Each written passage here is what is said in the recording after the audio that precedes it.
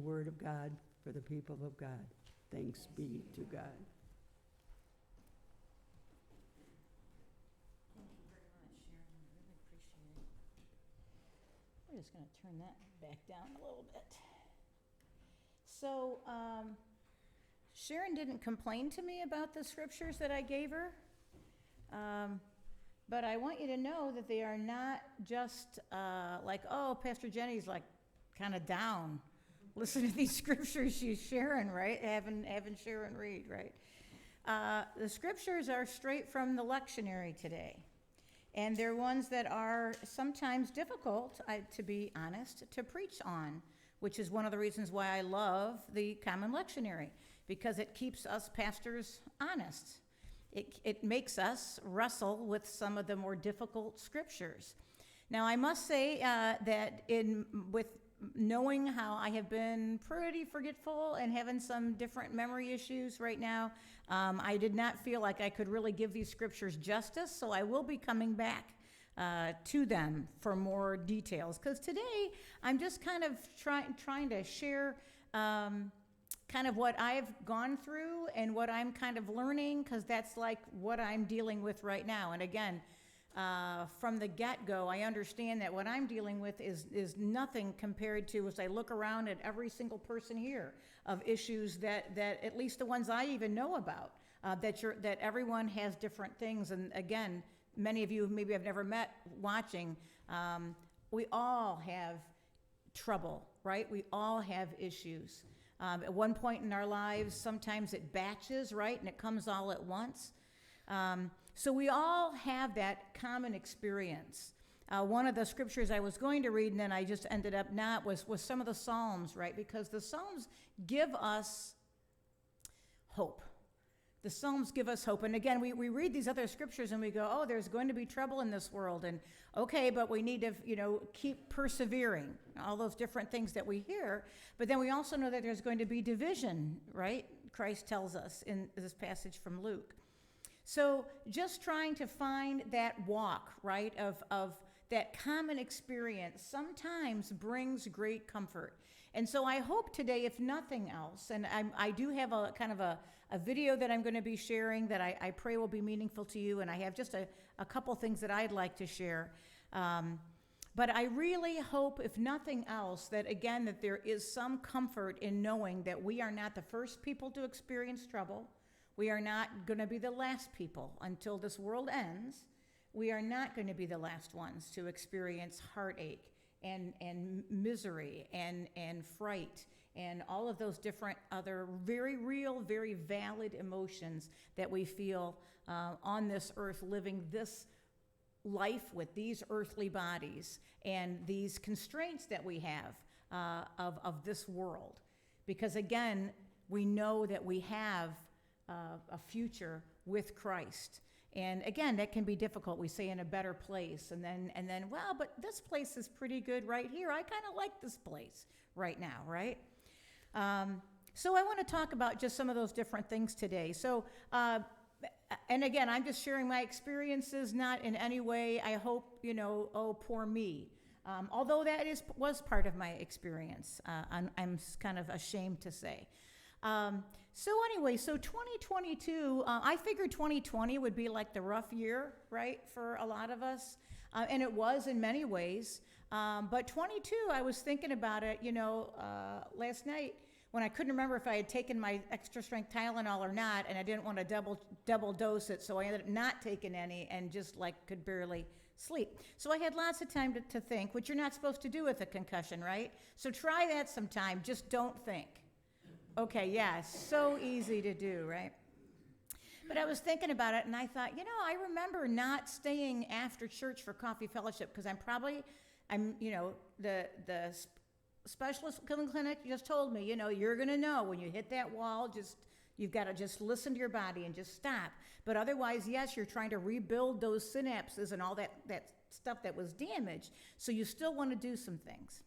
So trying to kind of have my brain work a little bit. I was going to call my sermon Lessons from My Concussion, but I figured I might not remember any of them, of what I had said, so I thought I better not set myself up for failure. But So I was thinking about it, and I thought, yeah, right. So Mark had COVID in January, and then thankfully he wasn't hospitalized or anything, And again, we're personally very grateful for the vaccines that I believe helped with that.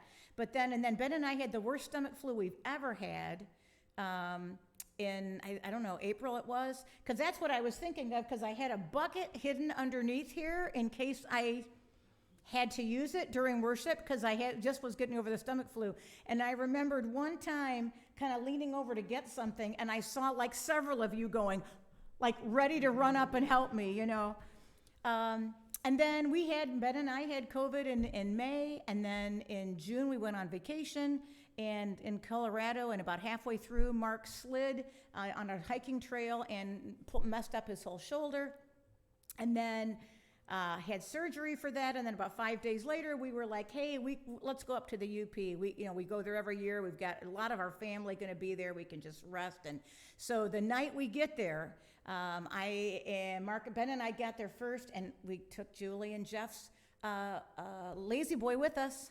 It folds up, top comes off. So Ben and I put it in the cabin so Mark could have a place to sleep, right? We had it all set up. Oh, it's going to be a week of just relaxing. And the night, we were there, and you look at choices in your life. And I thought, I'm going to go for a walk. It's so beautiful. We're waiting for Katie and Mark to get here. And then several times I thought, I should just turn around. I thought, Ben is fine in the cabin by himself. You're here. It's been a rough summer. Just go for a walk. So I did. And then Katie and Mark drove up. Katie was driving, obviously. And I said, well, I'll just hop in the back. And Katie said, oh, Mom, there's all this stuff. Just walk back. I said, no. Then I want to help Mark get out. I want to help. No problem. And I'm moving stuff real fast on her very low clearance Honda Civic out of the back. And I just went whoop in. I can't do it right now fast, but just jumped in to the car and hit my head, was unconscious just for a couple seconds because I caught myself falling out of the car. And they were like, what was that noise? Was that like your metal water bottle against the thing? And after a couple seconds, I was able to go, no, that was my head. And then I felt okay that night. Oh, a little headache. And then the next day is when things kind of really went south, and we did all the urgent care and all that different sort of things. So just looking at just sometimes there's just a randomness somewhat, it seems, of life. We could have a really big, long, I would say discussion, except it probably would be an argument of whether or not God is up there going, okay, you need to slow down. So you need to stop being, micromanaging. You need to fill in the blank, so I'm going to have that happen to you, right? And then there's another camp that would go, okay, free will, we all are, doing our thing, but God is always there, and God is always, I believe, making good coming out of all situations, as hard as that is to see as we were living through. And sometimes it's not even us, but it'll be people down the road from us that our story will impact. But trying to just kind of wrap our heads around all of that, right, of all of our different choices, and then the things that are just through no fault of our own, we do things. And I'm not saying it wasn't my fault, because it probably totally was, because I was in a hurry to rush to get into the car. So just trying to kind of, again, put together all the different pieces of our lives. And I don't know if it's helpful or not, to kind of realize that we don't have the answers, and it's okay that we don't have the answers, as much as that's frustrating. And to try, again, in these different circumstances, to see how is God using even this, whatever it is that we're going through. And again, there are very different places, all of us today. But whatever it is that we're going through, how even this will God use for good. Before I showed this video, there were just two things that just struck me. They're not particularly biblical, I have to be really honest, although to me they are, because they go back to trusting in God. The first one was when I went to get my first CT scan, I think. It's all melding together. But I was there, you have to check in, and the woman went to make a copy of my insurance cards, and there was this little sign right on her taped to her file cabinet. And so I really quickly, and again, I have not been able to do screens, that sort of thing at all. But I pulled out my phone and took a quick picture. I did it quickly because I didn't want her to think that I was weird that I was taking pictures of her desk. But I also just wanted, because it was such a great quote, and this was what the quote said. I'm kind of sitting there partially feeling sorry for myself. Oh, I can't believe that here I am. I have to, do this. And the quote was, "Sometimes good things fall apart so better things can fall together." Now, again, I get it. That's kind of like a make lemons out of lemonade thing, and that's not real helpful in a lot of circumstances in life. But yet, for me, personally, this made sense to me. Sometimes things fall apart so better things can fall together. And again, what that better thing is, I don't know. Is that future life, in Christ? Is that letting go of other certain things so that we can live a new life that we wouldn't normally maybe have opened up ourselves to because of our preconceptions or because of our insecurities or our micromanaging or whatever it is that we have. On the drive home, Mark and Katie, so the next day then we left, and Katie drove Mark and Ben, and then Mark Schrader, my brother, was up there, and so he drove me home. And so I had this big pillow, and he was wonderful. If you want me to talk, I will. If you want me to be quiet, I will. Whatever you need, right? So I had the hat and the sunglasses and the pillow and, the little shade things. And so the shade things I found were very absorbent because I was able to kind of cry silently, and they would just absorb so that Mark couldn't see right, although he figured it out. He hasn't been my brother for 58 years, without figuring it out. But I had to just kind of stop and go, okay, so this was not how I planned it. This was going to be this big vacation. I had brought all the food, to make all these different things.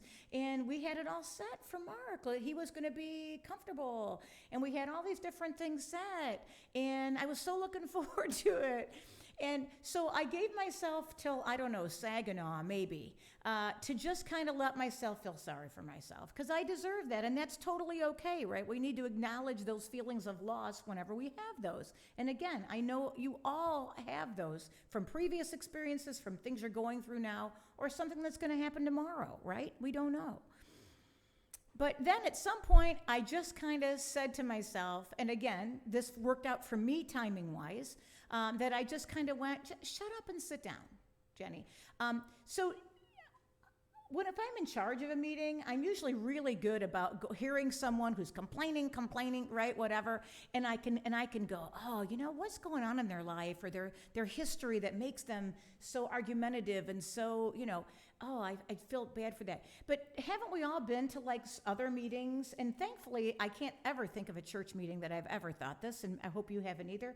But other meetings or other situations where someone is just yab, poor me, I think this and that, and you just want to go, shut up and sit down. Okay, right? See, I have very little filter, so I have found my concussion thing has completely gotten away with my filter. I have no filter left, so everything you're hearing is just me.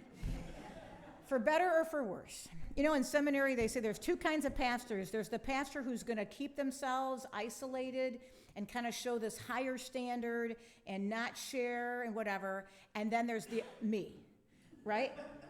Who what, we are all in this together, and maybe I pray it gives you some kind of, I don't know what, hope or whatever, that, hey, if if pastor feels that way, maybe it's okay that I do too, have these same emotions or whatever. So I just found myself saying, Jenny, just shut up and sit down. How many vacations have you had in your life? At least 50, right? And there are people who haven't had any, who don't have the finances, don't have the time, wonderful employment that says, yeah, go ahead, Just shut up and sit down, Just be so grateful that you had this great trip out west earlier, right, that we were able to do. So just kind of trying to stop and do more of a gratitude practice, which again, I totally get in some ways is literally impossible if our heads are in certain places or our lives are in certain places.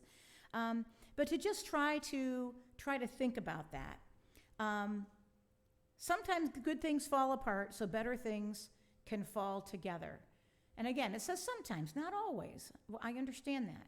But so, again, whatever it is that we're going through, if we can try to go through that stage of lament, and again, that might last a while of why is this happening? You know, why is this happening to my loved ones, to me, our world? Why is our world doing what it's doing? Our, political systems, fill in the blank, right? But if we can just, again, try to see it from the bigger perspective and trying to see, again, what good can come out of it. The other thing that was just kind of struck me this week, and again, this is not deep theological thought, but I didn't think I would really be able to do that today. Although I have found that very often, just some of the things that I think are the least helpful, maybe, I guess is the word, but I just kind of share them, are sometimes the things that 5 years later someone says to me, do you remember when you preached on such and such and you said whatever? And I'm like, no, I can't remember what I said 2 weeks ago, much less, but they remember. So sometimes it is some of these other things that make us remember it, and then we can take it the next step to the bigger, larger theological level. So here's my other thing that I'm praying will bring some meaning to some people today. Remember that the dishes are in the dishwasher. The dishes are in the dishwasher. So somebody shared that with me this week, and for whatever reason, that has just kind of been my mantra. So just really quickly, how many of you have a dishwasher? Okay, how many of you enjoy loading it yourself because you're loading it the right way? Thank you. Okay, good. Everybody see that? It's not just me raising my hand on that one. Okay. So, there are certain ways that you load a dishwasher for maximum cleaning, right? And I didn't read this anywhere. It's just that I innately know this, that my way is the best way, that you put the plates a certain direction, right? So we all, have these things. So, and I've tried so hard when it's late at night and I get home from a meeting or whatever, and I'm opening up and I'm putting in that, one dish that was left out, and I see that it's loaded in a different, incorrect way from one of my family members, right? And I really have tried not rearranging it, but so far I have never been able to do it. I have to compulsively rearrange it to the right way. These little cups are, might shrink, so they need to be at the top, or might, be bent, and I have to just kind of rearrange it. So this, perhaps, is why it spoke to me so much. So this was spoken by a therapist friend of mine who said, you know what? The dishes are in the dishwasher, Are they going to be cleaned exactly? Maybe not, but you know what? They're still going to get cleaned. The dishes are in the dishwasher. So you can let go of that. And to me, that's just been really helpful as I'm going through and have very specific limitations of things that I can do right now, that it's been so helpful to me to just step and go, you know what?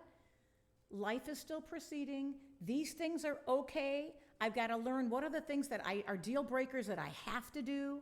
And then what are the other things that I just need to be able to step back from, right?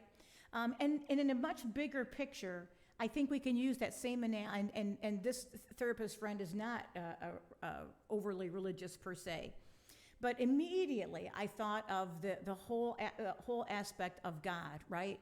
That we do what we can, we're doing the very best that we can, we're having our testing. I have another MRI coming up because my one optic nerve is still constricted, and they don't know if there's something pressing on it in my brain. So there's, potentially, well, we don't know. We'll have to wait in 12 days, and we'll see what's going on. Maybe it will get better. I assumed it was like a concussion thing. Well, yeah, my eye's not tracking, and it's because I got a hit in the head, but apparently it's not. So we're going to continue. So you do what you can, right? You do what you can to get the right testing. I was very pleased with Cleveland Clinic when we went there. I've got a neuro-ophthalmology appointment coming, right? So we've all these different things that we do in our circumstances, whatever it is. I have an estrangement with this person in my family. I'm going to do everything I can. Or my job is just not working well. I'm going to do everything I can. But then at some point, right, we have to say the dishes are in the dishwasher. God is going to take care of these things, right? It won't be the same way maybe that we would actually do it, but it doesn't matter because it's going to be in even maybe a better way that we never, ever conceived of before, that our life will end up being richer as we continue. So I pray that some of these ramblings, I pray brought some meaning to you today. And I'd like to close with a video. It's about, I think, 12 minutes long. But it's a video by the Skit Guys. I have showed it before, I think about a year ago, so if it does look familiar to you, I apologize. But I did listen to it yesterday, and again, just to make sure it was saying the things I was wanting it to say to kind of go with what I was going to talk about. And I really do think that it does. So again, even if you've seen it, I just pray that you still find meaning in this, how we are just, precious to God, and that how... well, you'll see it. So this is called God's Chisel by the Skit Guys. You can make sure the volume is up quite a bit. I'd appreciate it. Ephesians 2:10 says that we are God's workmanship, his masterpiece. I don't know about you, but when I get up in the morning and look in the mirror, I don't really see a masterpiece, I mean, maybe a Picasso. It's like, but I want to be his masterpiece.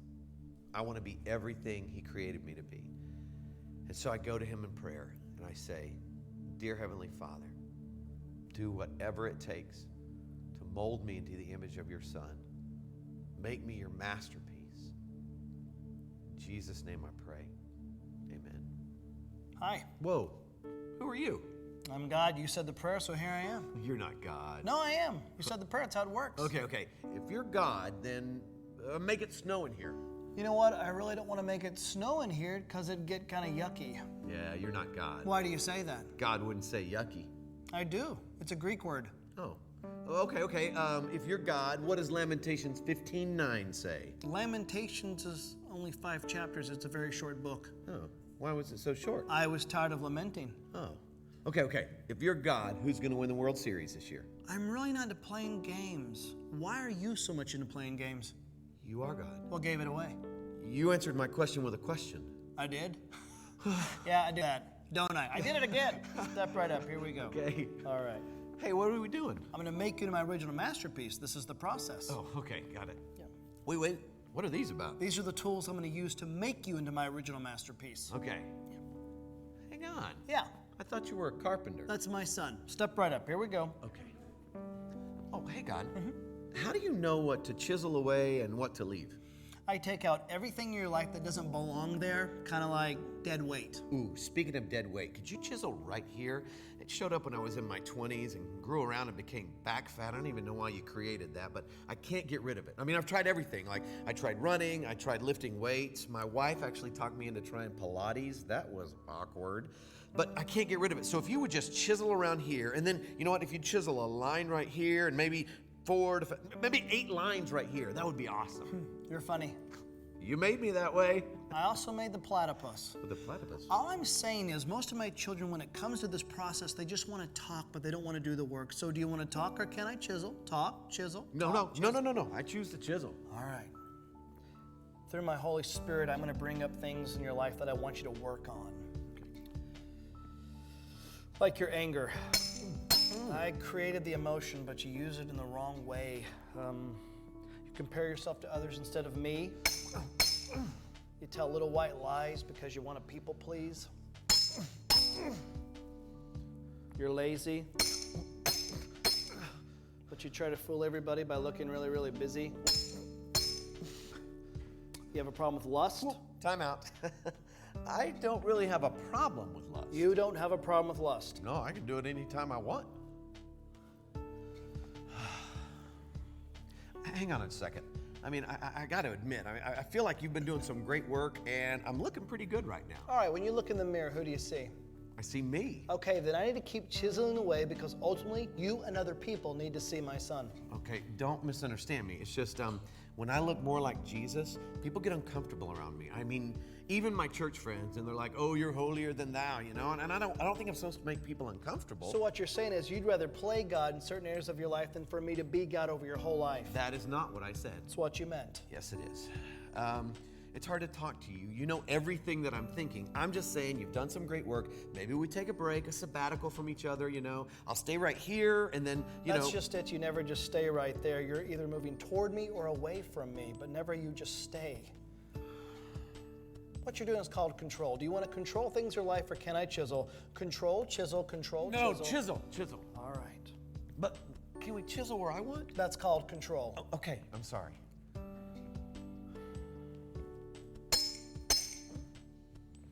Now this right here, this secret sin that you keep running to whenever you're hurting, angry, lonely, tired, that you think you're fooling everybody, but it's making you a whitewashed tomb. Are you ready for me to chisel this out of your life?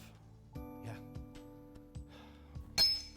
See, it's a process. It's not a sprint, it's a marathon. It's your whole life. And you care so deeply about what other people think of you.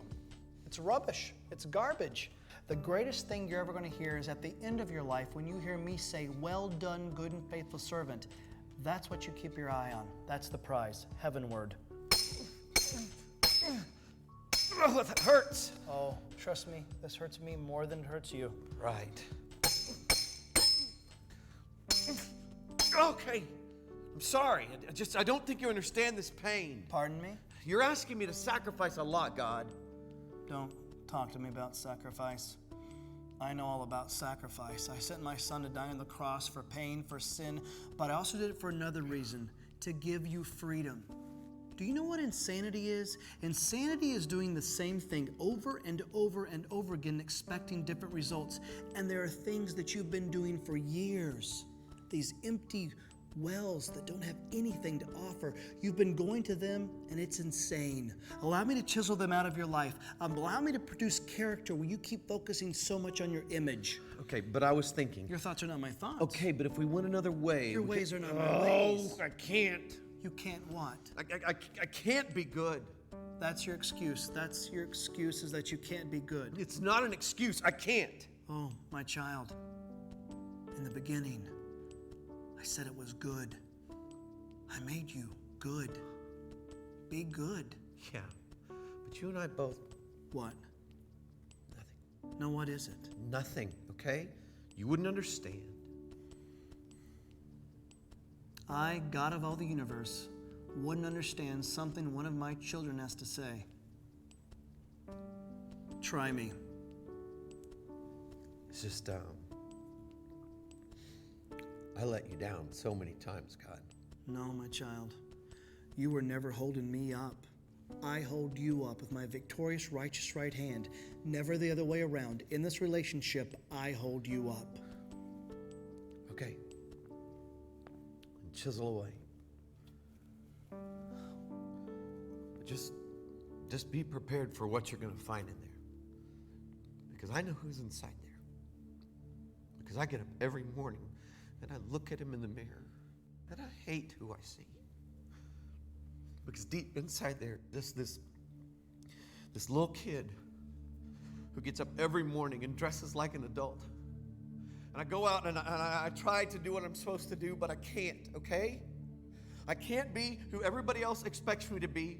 God, I can't even be who I want to be, much less who you created me to be. And so inside is this scared, stupid little kid. But you chisel away. Just be prepared. You have listened to so many voices for far too long that were not from me. And you have totally bought into the lie, haven't you? You think you're junk, don't you? When you lay your head down at night after you've done the dance to get the hug, you think you're junk. Listen to me. I don't take time to make junk. How can I show you that my love for you stretches as far as the east to the west? How can I show you that my love for you has no end? I know. Reach in your back pocket. What? Reach in your back pocket. Why? Are you arguing with me? Reach in your back pocket. Oh, God. Yes? I just meant, God, I'll do that right now. You're just saying my name in vain. Come on. It's a name. It's a saying. It's a name above all names. It's more than a saying. It's more than a name. I want to teach you something about my name. Reach in your back pocket. Oh, my gosh. You know what that is? Yeah, it's a note. I wrote it when I was in college. How did you get this? Hello? Oh, yeah. Go ahead, read it. I love Angie. Other side. Sorry.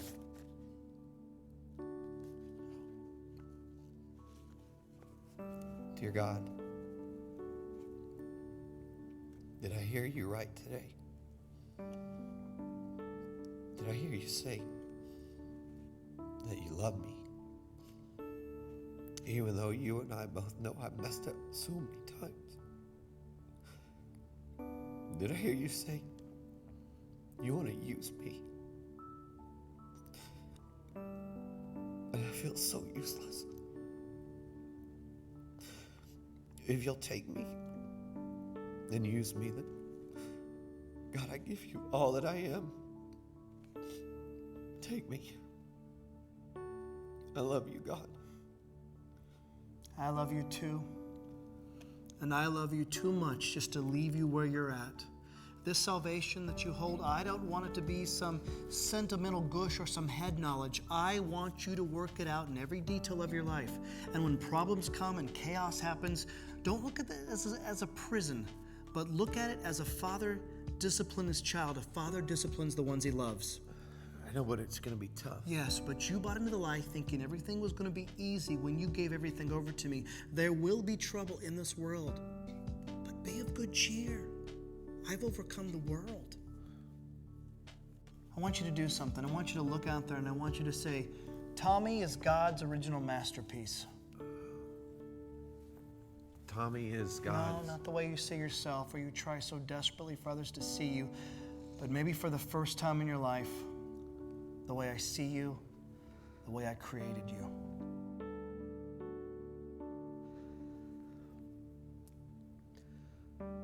Tommy is God's original masterpiece. Yes, you are.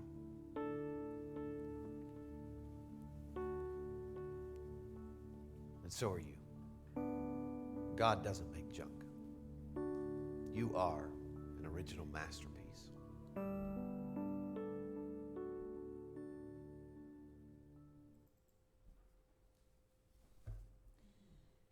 So I just think there's a lot